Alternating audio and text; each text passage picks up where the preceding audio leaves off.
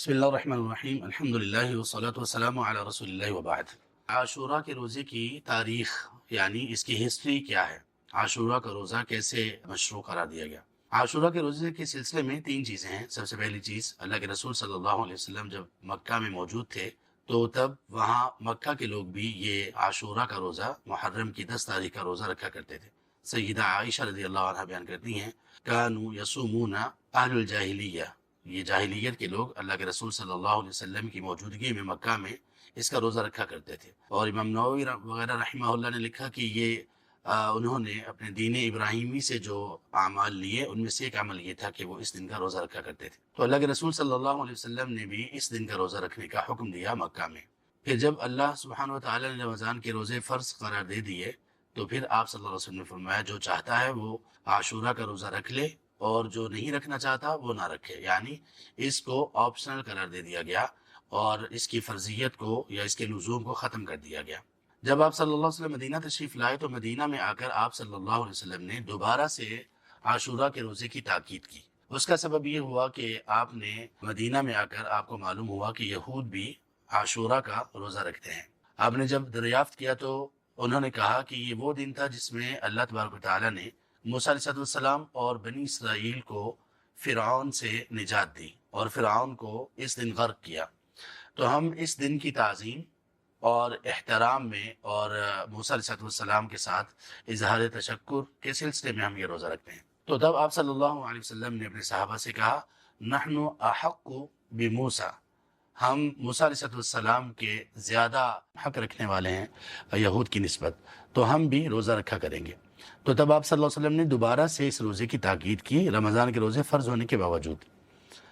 تیسرا مرحلہ اس پر یہ تھا کہ آپ صلی اللہ علیہ وسلم پسند یہ کرتے تھے کہ یہود کی مخالفت کی جائے ان کے اعمال اور ان کے افعال میں۔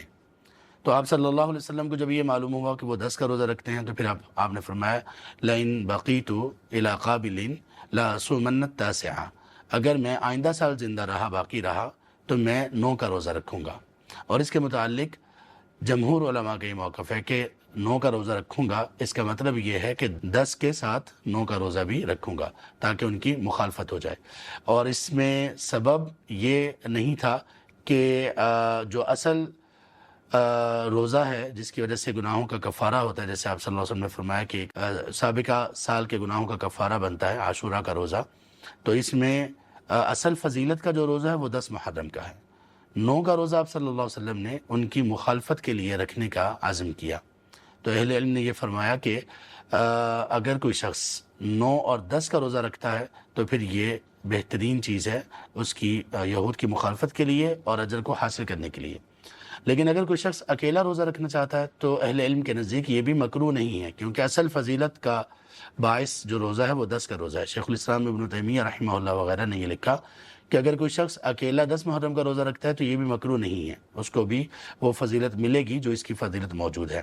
شیخ ابن عثیمین رحمہ اللہ نے کہا کہ کامل مخالفت یہ ہے کہ 9، 10 اور 11 کا روزہ رکھا جائے، 9، 10 اور 11 کا روزہ رکھا جائے، اور اس کے بعد دوسرے نمبر پر صورت یہ ہے کہ 9 اور 10 کا رکھا جائے یا 10 اور 11 کا رکھا جائے، تاکہ ایک روزے کو ساتھ ملا لیا جائے مخالفت کی وجہ سے، اس سے بھی مخالفت ہو جاتی ہے۔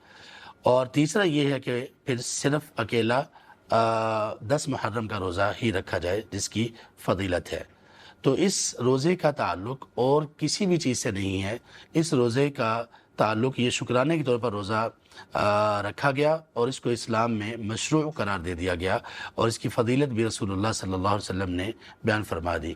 اس روزے کا تعلق نبی صلی اللہ علیہ وسلم کی وفات کے بعد کسی بھی انسیڈنٹ سے نہیں ہے۔ اللہ تبارک و تعالیٰ ہمیں خیر پر قائم رہنے کی توفیق نصیب کرے اور اللہ تبارک و تعالیٰ ہمیں اعمال میں، اچھے اعمال میں آگے بڑھنے کی توفیق دے۔ آمین یا رب العالمین۔